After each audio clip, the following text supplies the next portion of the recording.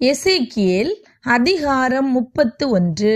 11ஆம் வருஷம் 3ஆம் மாதம் 1ஆம் தேதியிலே கர்த்தருடைய வார்த்தை எனக்கு உண்டாகி, அவர், மனுபுத்திரனே, எகிப்தின் ராஜாவாகிய பார்வோனோடும் அவனுடைய திரளான ஜனத்தோடும் நீ சொல்ல வேண்டியது என்னவென்றால், நீ உன் மகத்துவத்திலே யாருக்கு ஒப்பாயிருக்கிறாய்?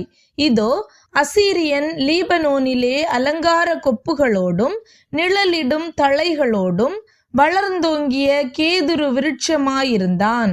அதன் கிளைகளின் தழைகளுக்குள்ளே அதன் நுனி கொழுந்து உயர்ந்திருந்தது. தண்ணீர்கள் அதை பெரிதும் ஆழம் அதை உயர்த்தியும் ஆக்கின. அதன் ஆறுகள் அதன் அடிமரத்தை சுற்றிலும் ஓடின. தன் நீர்க்கால்களை வெளியின் விருட்சங்களுக்கெல்லாம் பாயவிட்டது. ஆகையால் வெளியின் சகல விருட்சங்களிலும் அது மிகவும் உயர்ந்தது. அது துளிர் விடுகையில் திரளான தண்ணீரினால் அதன் கிளைகள் பெருகி அதன் கொப்புகள் நீளமாயின. அதன் கொப்புகளில் ஆகாயத்தின் பறவைகளெல்லாம் கூடு கட்டின. அதன் கொப்புகளின் கீழ் வெளியின் மிருகங்களெல்லாம் குட்டிகளை போட்டன. பெரிதான சகல ஜாதிகளும் அதன் நிழலிலே குடியிருந்தார்கள். அப்படியே அதன் வேர் திரளான தண்ணீர்கள் அருகே இருந்ததினால் அது தன் செழிப்பினாலும் தன் கொப்புகளின் நீளத்தினாலும் அலங்காரமாயிருந்தது.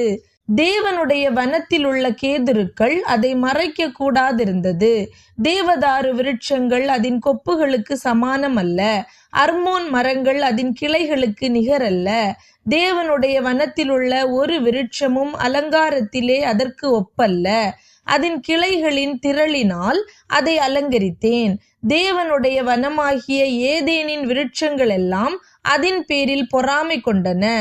ஆகையால் கர்த்தராகிய ஆண்டவர் சொல்லுகிறது என்னவென்றால், அது தன் வளர்த்தியிலே மேட்டிமையாகி கொப்புகளின் தழைகளுக்குள்ளே தன் நுனி கிளையை ஓங்கிவிட்டபடியினாலும் அதன் இருதயம் தன் மேட்டிமையினால் உயர்ந்து போனபடியினாலும் நான் அதை ஜாதிகளில் மகா வல்லமை உள்ளவன் கையிலே ஒப்பு கொடுத்தேன்.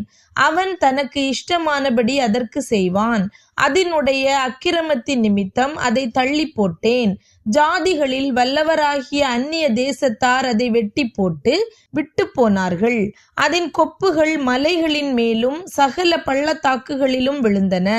அதன் கிளைகள் தேசத்தினுடைய எல்லா ஆறுகளின் அருகே முறிந்தன. பூமியில் உள்ள ஜனங்கள் எல்லாரும் அதன் நிழலை விட்டு கலைந்து போனார்கள். விழுந்து கிடக்கிற அதன் மேல் ஆகாயத்து பறவைகள் எல்லாம் தாபரித்தன. அதன் கொம்புகளின் மேல் வெளியின் மிருகங்களெல்லாம் தங்கின. தண்ணீரின் ஓரமாய் வளருகிற எந்த விருட்சங்களும் தங்கள் உயர்த்தியினாலே மேட்டிமை கொள்ளாமலும் தங்கள் கொப்புகளின் தழைக்குள்ளே தங்கள் நுனி கிளையை ஓங்க விடாமலும் தண்ணீரை குடிக்கிற எந்த மரங்களும் தங்கள் உயர்த்தியினாலே தங்கள் மேல் நம்பிக்கை வைக்காமலும் இருக்கும் பொருட்டு இப்படி செய்வேன். மனுபுத்திரரின் நடுவே அவர்கள் எல்லாரும் குழியில் இறங்குகிறவர்களோடே கூட மரணத்துக்கு ஒப்பு கொடுக்கப்பட்டு பூமியின் தாழ்விடங்களில் போனார்கள். கர்த்தராகிய ஆண்டவர் சொல்லுகிறது என்னவென்றால், அவன் பாதாளத்தில் இறங்குகிற நாளிலே புலம்பலை வருவித்தேன். நான் அவன் நிமித்தம் ஆழத்தை மூடி போட்டு திரளான தண்ணீர்கள் ஓடாதபடிக்கு அதன் ஆறுகளை அடைத்து அவன் நிமித்தம் லீபனோனை இருளடைய பண்ணினேன்.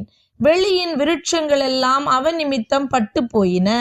நான் அவனை குழியில் இறங்குகிறவர்களோடே கூட பாதாளத்தில் இறங்க பண்ணுகையில் அவன் விழுகிற சத்தத்தினால் ஜாதிகளை அதிர பண்ணினேன்.